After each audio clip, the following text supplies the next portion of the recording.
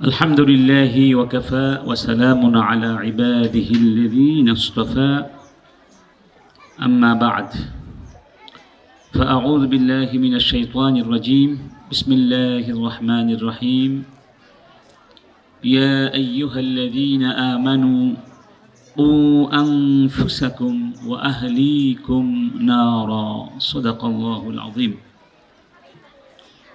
ঐতিহ্যবাহী শিক্ষা প্রতিষ্ঠান দারুল হিকমা মাদ্রাসা চট্টগ্রাম কর্তৃক আয়োজিত উদ্বোধনী সবক 2026 এবং বার্ষিক পরীক্ষার পুরস্কার বিতরণী অনুষ্ঠান 2026-এর সম্মানিত স্বনামধন্য সভাপতি, অত্র প্রতিষ্ঠানের সম্মানিত প্রতিষ্ঠাতা পরিচালক, ইসলামী শিক্ষা জগতের অন্যতম শিক্ষাগুরু অগ্রণী হযরত মাওলানা মান্দার হালিম হাইয়াহুল্লাহ, উপস্থিত আজকের এই ঐতিহাসিক আয়োজনের সম্মানিত বিদগ্ধ অতিথিবৃন্দ, আলোচকবৃন্দ, বিশেষ করে মুহতারাম মুফতি মোহাম্মদুল্লাহ মুজাফফর, পরিচালক আত্তিবিয়ান মাদ্রাসা কল্পলোক আবাসিক, বিশিষ্ট গবেষক এবং লেখক মুহতারাম মাওলানা আফিফ ফুরকান আল মাদানী, মুহাদ্দিস জামিয়া দারুল মাআরিফ আল ইসলামিয়া চট্টগ্রাম, বিশিষ্ট আলোচক উস্তাদুল আসাতিদা শাইখুল হাদিস মুহতারাম মাওলানা আহমদুর রহমান, মুহাদ্দিস দারুল উলুম কামিল মাদ্রাসা, এবং বিশিষ্ট আলেমী দ্বীন যিনি একটু আগে আমাদের কলিজা টুকরাদেরকে উদ্বোধনী সবক প্রদান করলেন, হযরত মাওলানা জিয়াউল হুসাইন হাফিজাহুমুল্লাহু জামিআন, পরিচালক ও শাইখুল হাদিস জামিআতুল হিরা বালিকা মাদ্রাসা কল্পলোক চট্টগ্রাম সহ মঞ্চে উপবিষ্ট দারুল হিকমা প্রতিষ্ঠানের সম্মানিত শিক্ষকবৃন্দ, সম্মানিত ওলামায়ে কেরাম, মানব গড়ার সম্মানিত কারিগরবৃন্দ, উপস্থিত আমাদের হৃদয়ের টুকরা, মনির কলিজার টুকরা, চোখের মণি, আমাদের ছোট্ট সন্তানেরা, ছোট্ট মণিরা, অত্র প্রতিষ্ঠানের ছাত্র এবং ছাত্রীরা, উপস্থিত আমাদের সম্মানিত অভিভাবিকা, অভিভাবকবৃন্দ, শুভাকাঙ্ক্ষীবৃন্দ, সম্মানিত অতিথিবৃন্দ, আলহামদুলিল্লাহ অনেক দীর্ঘ সময় ধরে আপনারা এখানে বসে আছেন, আমরাও আপনাদের সাথে অবস্থান করছি। এই সময়টুকু আমি মনে করি আমাদের জীবনের অত্যন্ত সফল, মূল্যবান এবং দামি সময়ের মধ্যে গণ্য। কয়েকটি কারণে, একটি হলো এখানে যারা আমাদের সামনে বসে আছেন এবং যারা ইতিমধ্যে আলোচনা পেশ করে চলে গিয়েছেন, সবাই অত্যন্ত বিদগ্ধ ব্যক্তিত্ব, তারা অনেক অভিজ্ঞতা সম্পন্ন, অভিজ্ঞতা সমৃদ্ধ শিক্ষক। তাদের জীবনের অভিজ্ঞতার ঝুলি থেকে সবচেয়ে দামি কথাগুলো তারা আমাদের সামনে পেশ করে গেলেন, যা আশা করি আমাদের জন্য ভবিষ্যতে আলোকবর্তিকা হয়ে থাকবে। আমি যেহেতু এখন সবাই ক্ষুধার্ত, সবারই চলে যাওয়ার একটা ধারণাও আছে, তাই দীর্ঘায়িত করব না। আমি সংক্ষেপে কয়েকটি কথা বলে শেষ করব ইনশাআল্লাহ।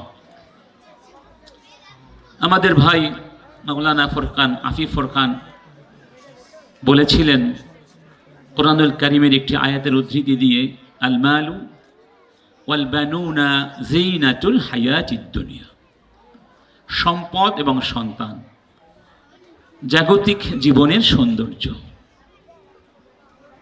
ওয়াল বাকিয়াতু সালিহাতু খায়রুন ইনদা রাব্বিকা সাওয়াবান ওয়া খায়রুন আমালা। তবে তোমরা আল্লাহর কাছে যে সমস্ত সলিহাত, পুণ্য, সওয়াব, ভালো কাজগুলো স্থায়ীভাবে সংরক্ষণ করবার ব্যবস্থা করেছ, সেগুলি তোমাদের জন্য পরকালে সবচেয়ে বেশি কাজে লাগবে। তোমাদের মুক্তির জন্য, সফলতার জন্য সেগুলি সবচেয়ে বেশি কার্যকর ভূমিকা পালন করবে। এই সৌন্দর্য জীবন একটা ফুলের বাগানের মতো। সেই বাগানের মধ্যে এই ছোট্ট মণিরা হচ্ছে গোলাপের কলি। এই কলিগুলো ফুটবে, সুরভি ছড়াবে, পাপড়িগুলো মিলবে। সেই দিনের অপেক্ষায় আমরা বাবা মায়েরা তাকিয়ে থাকি। আর সেজন্য আমাদের চেষ্টার, প্রচেষ্টার, কষ্টের, সংগ্রামের কোনো সীমা নেই। কিন্তু আমরা কি তাদেরকে সঠিকভাবে বিকশিত করবার ব্যবস্থা করতে পারলাম কি না, সে সুযোগ দিতে পারলাম কি না, সেটি হলো মূল প্রশ্ন। আর সেই প্রশ্নের জবাব হলো দারুল হিকমা মাদ্রাসা। এই জাতীয় প্রতিষ্ঠানগুলো মূলত আমাদের সেই স্বপ্নগুলো বাস্তবায়ন করবার জন্যে সারাক্ষণ অহর্নিশ কাজ করে যাচ্ছে, ক্লান্তিহীনভাবে কাজ করে যাচ্ছে। এই জন্য আমরা এই প্রতিষ্ঠানগুলোর কল্যাণ কামনা করি। আল্লাহ পাক এই প্রতিষ্ঠানগুলো কবুল করুন। এই সৌন্দর্য তখনই দামি হবে যখন এই সৌন্দর্যের পেছনে লুকায়িত লক্ষ্য আমরা অর্জন করতে পারব। কোনো জিনিস সুন্দর হলেই সেটি কাঙ্ক্ষিত ফল নাও দিতে পারে, বরং সুন্দর কখনো অসুন্দরও হয়ে যেতে পারে।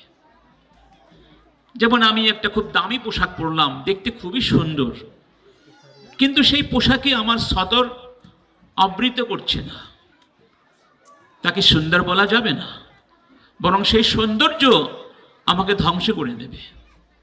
এই জন্য আমাদের এই সন্তানদেরকে আমরা মানুষ বানাতে চাই। আল্লাহ বলছেন তোমরা তাদেরকে জাহান্নাম থেকে বাঁচাও, তোমরাও বাঁচো, তাদেরকেও বাঁচাও। তাদেরকে আমরা ভালো গাড়ি কিনে দিলাম, খেলনা কিনে দিলাম, বিদেশে ঘুরতে নিয়ে গেলাম, যা চাই সব কিছু দিলাম, তাহলে তাদেরকে জাহান্নাম থেকে বাঁচাতে পেরেছি এটা বলা যাবে না। বরং জাহান্নাম থেকে বাঁচাতে হলে তাদেরকে সঠিক শিক্ষা দিতে হবে। সেই শিক্ষার জন্য রাসূল দোয়া করতেন, আল্লাহুম্মা, সবাই আমরা পড়ি একসাথে, সবাই পড়ো, তোমরাও পড়ো, আল্লাহুম্মা ইন্না নাসআলুকা ইলমান নাফিআ ওয়া রিজকান তাইয়্যিবা ওয়া আমালান মুতাকাব্বালা। কি সুন্দর কথা! হে আল্লাহ, তোমার কাছে আমরা ওই এলেম চাই যেই এলেমের মধ্যে কল্যাণ আছে, উপকারিতা আছে। তোমার কাছে হালাল রিজিক অন্বেষণ করছি, তোমার কাছে ওই মানের আমল প্রার্থনা করছি যে আমলগুলো তুমি কবুল করবে। এখানে তিনটি জিনিস আছে, তিনটি কথা একেবারে ধারাবাহিকভাবে বলা হয়েছে। প্রথমে এলেমের কথা বলা হয়েছে, জ্ঞানের কথা বলা হয়েছে। যদি এলেম বিশুদ্ধ না হয় তাহলে মানুষ সঠিক পন্থায় হালাল উপার্জন করতে পারে না। বিশুদ্ধ এলেম, বিশুদ্ধ শিক্ষা মানুষকে বিশুদ্ধ রিজিকের পথে পরিচালিত করবে। আর রিজিক যদি বিশুদ্ধ হয়, পানাহা তথা জাগতিক যা কিছু আমরা অর্জন করব তা যদি বৈধ হয়, তাহলেই তো ইবাদত আল্লাহর কাছে গ্রহণযোগ্য হবে, অন্যথায় তো হবে না। এই তিনটির ভিত্তি হলো আল ইলমুন নাফি। এখন প্রশ্ন হলো মা হুয়াল ইলমুন নাফি, ইলমুন নাফি কি জিনিস? স্কুল, কলেজ, মাদ্রাসা, শিক্ষা প্রতিষ্ঠানের তো কোনো অভাব নেই, আছে? এখন মোড়ে মোড়ে শিক্ষা প্রতিষ্ঠান, বাঁকে বাঁকে শিক্ষা প্রতিষ্ঠান, বরং এখন ইন্টারনেট খুললেও অসংখ্য অনলাইন ভিত্তিক প্রতিষ্ঠান আপনার সামনে চলে আসছে। আগে তো আমাদেরকে শিক্ষা প্রতিষ্ঠানে গিয়ে শিখতে হতো, এখন শিক্ষা প্রতিষ্ঠান আপনার ঘরে চলে এসেছে, আপনার বাথরুমে চলে এসেছে। খুবই ভালো, খুবই ভালো কথা, কিন্তু শিক্ষাটা দেয়া হচ্ছে কি সেটি আমাদের একটু জানতে হবে। আমি এই কথাটির উত্তরটাই একটু অন্যভাবে দেওয়ার চেষ্টা করব, তারপরে শেষ করব ইনশাআল্লাহ। শিক্ষা বা জ্ঞান যাকে আমরা বলি আল ইলম, ইলমুন শব্দের অর্থটা কি? ইলম হচ্ছে ইদরাকুশ শাই আলা হাকিকাতি আও ইদরাকু হাকিকাতিশ শাই, কোন জিনিসের হাকিকত জানা।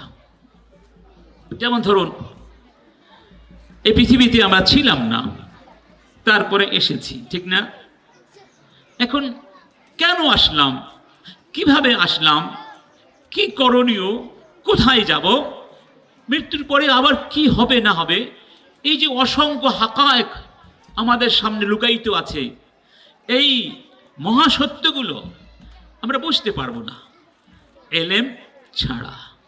অতএব এলেম বলা হয় তাকে যা মানুষের সামনে এই হাকায়েকগুলো, হাকিকতগুলো, সত্যগুলো এবং প্রতিটি বস্তুর অন্তর্নিহিত পরিচয়গুলো প্রকাশ করে দেবে।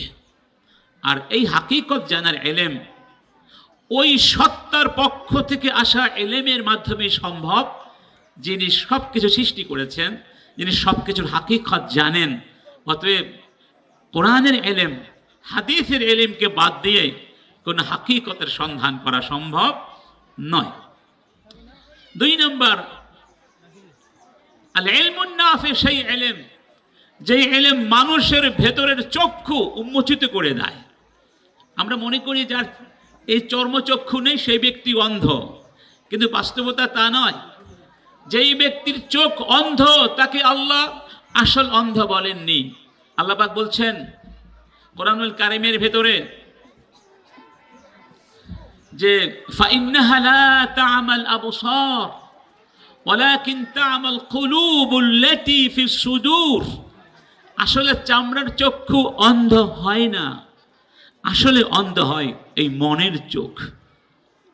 যেই এলেমের মাধ্যমে আমাদের মনের চক্ষু খুলে যাবে, আমাদের ভেতরের আত্মা পরিপুষ্ট হবে, ভেতরের সত্তা সমৃদ্ধ হবে, জীবনবন্ত হবে, সেটা হলো আল ইলমুন নাফি। আর যেই ইলম আমাদের দেহের ক্ষুধাই শুধু নিবারণ করবে, আমাদেরকে মনুষ্যত্ব থেকে পাশবিকতার পর্যায়ে নিয়ে যাবে, আর আমাদের ভেতর জগৎটাকে উপেক্ষা করে ধ্বংস করে দেবে, সেই ইলম হচ্ছে নকল ইলম, ক্ষতিকারক ইলম। এই ইলমের পেছনে গোটা পৃথিবী এখন ছুটছে। ইয়ালামুনা যাহিরাম মিনাল হায়াতিদ দুনিয়া ওয়া হুম আনিল আখিরাতি হুম গাফিলুন। রাসূল করিম সাল্লাল্লাহু আলাইহি ওয়াসাল্লাম বলতেন, ইন্নাল্লাহা লা ইয়ানজুরু ইলা সুওয়ারিকুম ওয়া আমওয়ালিকুম ওয়ালাকিন ইয়ানজুরু ইলা কুলুবিকুম ওয়া আমালিকুম। যে আল্লাহ সুবহানাহু ওয়া তাআলা তোমাদের চেহারার দিকে তাকান না, অর্থাৎ তোমাদের সম্পদ, তোমাদের চেহারা, এগুলো আল্লাহর কাছে মূল্যায়নের বিবেচনার বিষয় নয়। আল্লাহর কাছে মূল বিবেচ্য বিষয় হচ্ছে, অর্থাৎ তিনি তাকান তোমাদের কলবের দিকে, তোমাদের আমলের দিকে। যার কলব সুন্দর, যার ভেতরটা সুন্দর, তার বাহিরটাও সুন্দর। কথা ঠিক না? যার কলবটা সুন্দর, তার কথাগুলো সুন্দর।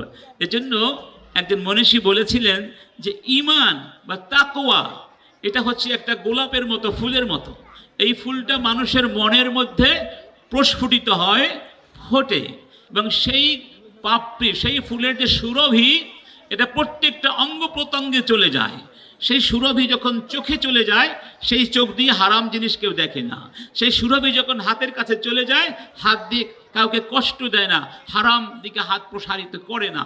এইভাবে প্রত্যেকটা অঙ্গ প্রত্যঙ্গ ওই ঈমান নামক গোলাপের সুরভিতে সুরভিত হয়ে গেলেই তখনই তাকে বলা হবে আল্লাহর পক্ষ থেকে যে কুনতু লাহু ইয়াদান, আমি তার হাত হয়ে যাই, আল্লাতী ইয়াবতিশু বিহা, যে হাত দিয়ে সে স্পর্শ করে, ওয়া রিজলাহু আল্লাতী ইয়ামশি আলাইহা, যে পা দিয়ে সে চলে।